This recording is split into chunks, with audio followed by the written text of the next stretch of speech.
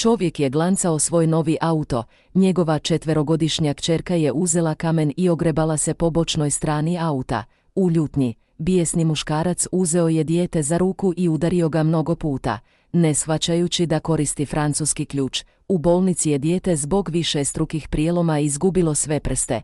Kad je dijete vidjelo oca s bolnim očima, pitalo ga je: tata, kad će mi opet izrasti prsti? Čovjek je bio tako povrijeđen i bez riječi, vratio se do auta i šutnuo ga mnogo puta, shrvan vlastitim postupkom sjedeći ispred automobila. Gledao je ogrebotine, njegova kćer je napisala: volite, tata, moralno, zapamtite da ljutnja i ljubav nemaju granica, uvijek imajte na umu da stvari treba koristiti i ljude treba voljeti. Ali problem u današnjem svijetu je što se ljudi iskorištavaju, stvari se vole, ako me ne pratiš, vjerojatno me više nikada nećeš vidjeti.